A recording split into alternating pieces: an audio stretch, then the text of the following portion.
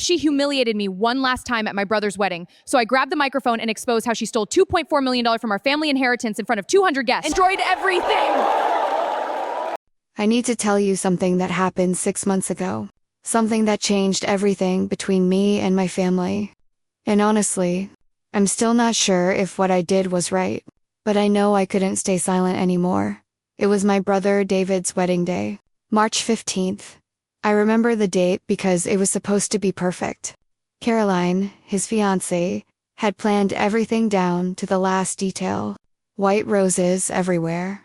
This gorgeous venue in Connecticut, about 200 guests. I'd spent weeks helping with preparations, staying up late, addressing invitations, coordinating with vendors. I genuinely wanted this day to be beautiful for them. I should probably start from the beginning though. See, my mother.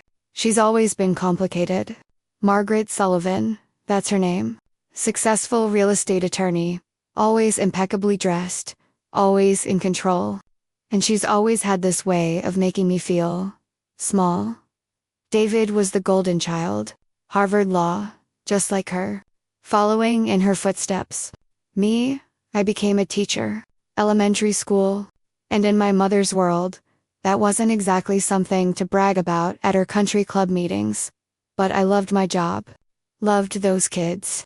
26 little faces looking up at me every morning, trusting me to help them learn and grow. That meant something to me, you know. Even if it didn't mean anything to her.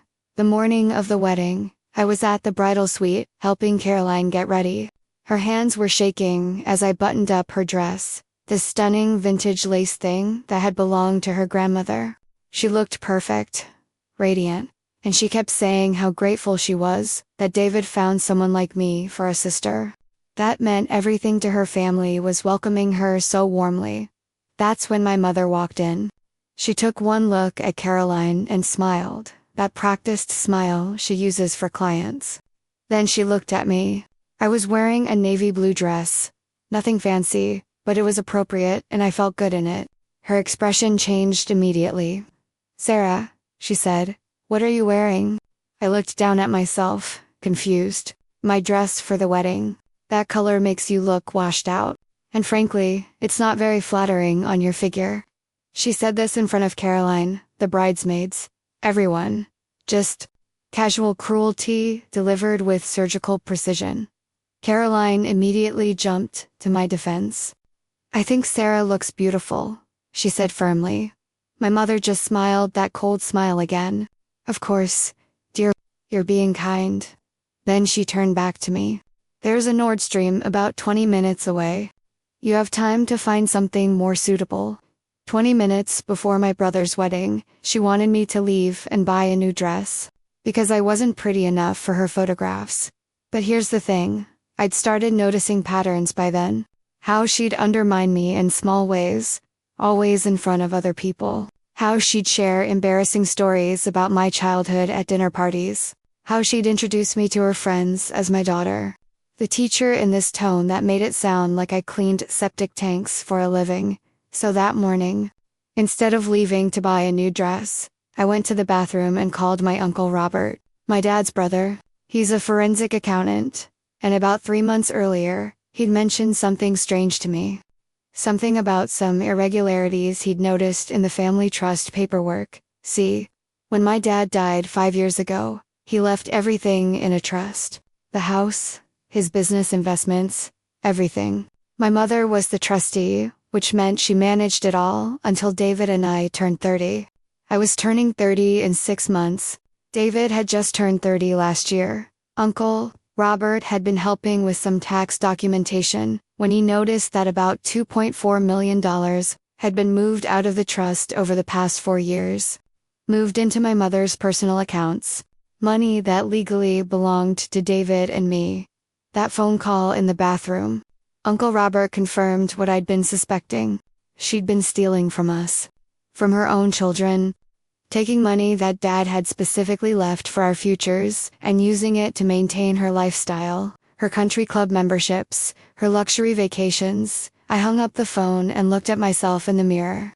This woman had spent 5 years making me feel worthless, while literally stealing my inheritance. She was about to humiliate me in front of 200 people because my dress wasn't expensive enough for her taste, while she was wearing a $3,000 outfit paid for with my dead father's money. Something shifted in me that moment, a kind of clarity I had never felt before.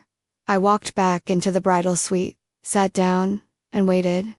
During the ceremony, I watched her dab her eyes with tissues during the vows, playing the role of the loving mother so perfectly. During cocktail hour, I listened to her tell David's college friends about how proud she was of both her children, how she'd sacrificed so much to give us good lives after their father passed. The reception was beautiful. Caroline and David looked so happy during their first dance. I was sitting at the family table, watching them, when my mother leaned over and whispered, "You know, Sarah, I spoke with Caroline's mother earlier. She mentioned how nice it would be if you found someone soon. You're not getting any younger."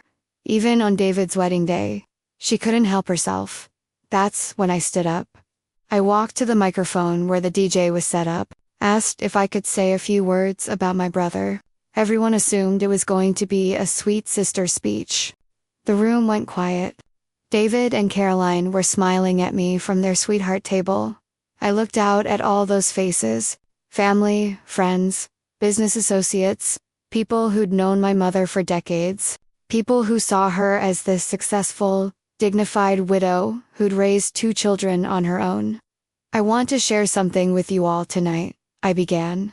My voice was steady, calm, something about the kind of person my mother really is. I told them everything, about the trust fund theft, about the $2.40 million stolen from her own children's inheritance, about the forensic accounting evidence Uncle Robert had uncovered, about how she'd been living off our father's money while making me feel like a disappointment for becoming a teacher instead of a lawyer. I watched her face go white, watched the shock ripple through the room. Someone's wine glass hit the floor and shattered. Caroline had her hand over her mouth. David looked like he'd been punched. "So when she tells you how much she sacrificed for us," I concluded, "remember that she sacrificed our father's final gift to us for her own comfort. And she did it while making us feel grateful for the crumbs." The silence that followed was deafening. Then the whispers started. Then people started getting up and leaving. Within an hour, half the reception was gone. Caroline was crying in the bathroom. David wouldn't look at me or my mother. The next morning, Uncle Robert filed papers with the court. By the end of the week, my mother's assets were frozen, pending investigation. By the end of the month, she was facing criminal charges for embezzlement and breach of fiduciary duty. She was convicted 4 months later. She paid back every penny, plus interest and penalties. David and I got our inheritance. All of it. She had to sell the house, her car, everything. I won. Completely. Totally. But David doesn't speak to me anymore. He says I destroyed his wedding day, that I could have handled it privately. Caroline sends me polite Christmas cards now, instead of the long phone calls we used to have. Most of our extended family has taken sides, and I'm not on the winning side. I moved to Oregon. Started teaching at a small school outside Portland. I have a little house, a garden, 2 cats. It's quiet. Sometimes I go weeks without talking to anyone who knew me before. The money sits in my bank account. I barely touch it. Turns out it's hard to enjoy something when it costs you everyone you loved to get it. Was she wrong to steal from us? Absolutely. Did she deserve to face consequences? Yes. Did I have the right to stand up for myself? Of course, but did I have to do it that way? Did I have to destroy David's wedding day? Did I have to choose the most public, humiliating moment possible? I tell myself I was just telling the truth. That I was finally standing up to someone who'd made my life smaller for years. And that's all true. But I also know that I chose that moment because I wanted it to hurt. I wanted everyone to see her the way I saw her. I wanted her to feel as small as she'd made me feel. I won. She lost everything. And I lost everyone. Sometimes winning costs more than you think you're willing to pay. And sometimes you only realize the price after it's too late to take it back. Thanks for listening. I don't really know why I needed to tell this story, but there it is. The truth about what happened when I finally stood up for myself.